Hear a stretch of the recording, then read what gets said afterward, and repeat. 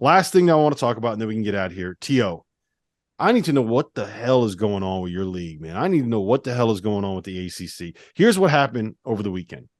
Clemson beat NC State by roughly 8 million. I don't know what the final score was. You didn't need to watch it after about the first 6 minutes. They won by 1 million. UNC beats a Virginia team that has now lost 2 in a row. They got beat by 15 at BC, and that hasn't scored more than 63 points in like 3 weeks. They look bad right now.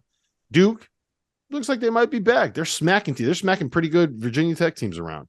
Miami was up by 25 at home against Florida State with a chance to move into first place in the ACC, blew that lead, gave up a game winner, which means that the Pittsburgh Panthers are sitting all alone in first place in the ACC on February 27th with exactly 1 week left of basketball in the regular season.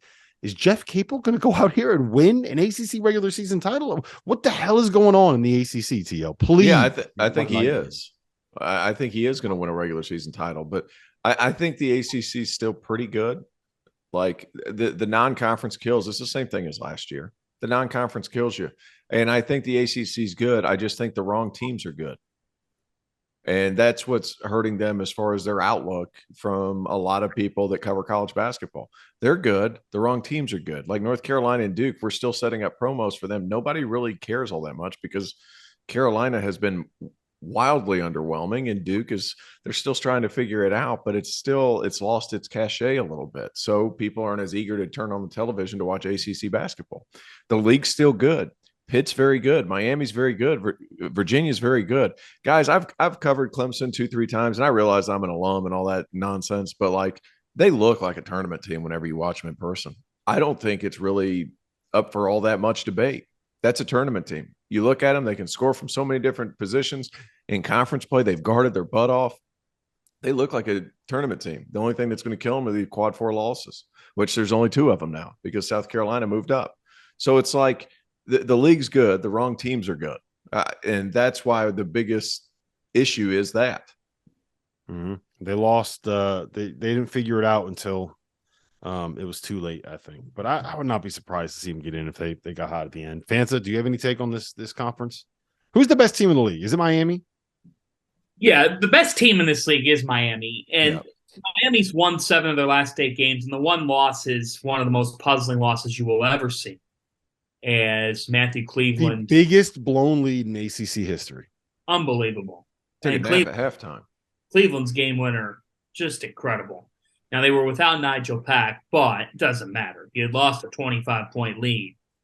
And so Miami is still the best team, though, because they've got the most options. I mean, between Jordan Miller and Isaiah Wong and Nigel Pack, and then give me the postman's name again, Omir. Omir, yeah. He's fantastic. I needed to make sure T.O. was ready with that, and he was. He's in mode, folks. I think Miami is the best team in this league. They're certainly the most dangerous team. Would it surprise me if Duke made the Elite Eight? No, not at all. Because they defend, and Kyle Filipowski is a beast. And if Tyrese Proctor can give them something from the perimeter in addition to what Roach does, sure. But you said Virginia's very good. I don't know how you could say that right now. They haven't played well in weeks. You actually think that they're very good? Yeah. Wow. Boston College is a tough place. At Chapel Hill. At Chapel Hill's Boston College is a tough place for reasons that like are outside of it. Like there's everything there. It's such a nonsense factory at Conte Forum or whatever it is. It's a tough place to play. As somebody who played there.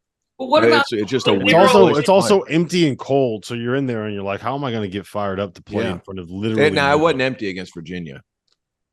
Right. Yeah, there are some UVA fans that probably moved to But beating Louisville by 3, beating Notre Dame by 2. I mean, very good. I don't know. They're that slow. That slow style of play works right into what Louisville is. They're huge. Like Louisville's huge. They're not very good. They're huge. And they only have one guard. As long as you have one guard that won't turn it over, like you can at least stay in the game against Virginia, especially if you're as big as Louisville is. They have Jalen Withers playing the 2 at Louisville that was an all ACC freshman at the 5. Yep. So like it's a matchup thing in my mind. Look, could they get multiple teams to the second weekend? Yes. You can both say that they could get multiple teams the second weekend, and that overall the league needs to be better. Both those things can be true. They both can be true. I mean, you got to make hay. You got to make some more hay in November and December. And prior to last week, they won 11 out of their last 12, Fanta. Who? Virginia. Uh-huh. Yeah, prior to those last two. Yeah, but they're trending the wrong direction. Like they were playing badly, and some of the losses kind of came. I still think that they're good enough to maybe like figure it out and win a game. I don't see a ceiling with that group. Like I don't see them being a Final Four threat. I will say this. I know that I can't seem to shake this off, guys, but the committee will really have some questions to answer here if they put Carolina in. I mean, there's going to be some real questions on that selection show if that happens. I agree. And the question is, why did you put them in? And the answer is because of their name brand. You're not going to say that to us, but honestly, we are reaching the point where, in this world where they want to expand the tournament field, the big boys are already getting enough love. We don't need to expand it further. No, I said this the other day that if they're going to do that, then expand it to 80, but guarantee every mid-major regular season champion gets in the tournament, right? Guarantee every mid-major tournament champion gets into the tournament. And if you win both, then you don't play in one of the playing games. You're automatically into the round of 64. I'm not mad at that. You can go to play.runyourpool.com/field of 68. We are hosting a bracket pool, guys. We are partnering with Run Your Pool, which is the home of competition where you can bring sports fans and their friends together to connect and to compete. They have over 50 types of games, guys, on Run Your Pool. It's a one-stop shop for sports gaming. There's more than 2 million players in their database, and there's no better place for you to run your bracket for your friends, your family, your office, your whatever. There is a reason why we are partnering with them, and we're doing it through Run Your Pool. It's the best that you can get. We are going to have a poll up there. I told you the link. It's going to be linked in the description below. We are giving away $1,500 in cash prizes. $1,500. $750 to first, $300 to second, $200 to third, $150 to fourth, and $100 to fifth place to jump in there and prove that you know ball better than me, better than Fanta, better than T.O. Everybody from Field of 68 is going to have a bracket in this pool. I'm making you guys do it. Can staffers win? Not this prize, but I am going to put up my own money to whoever wins from the Field of 68 crew.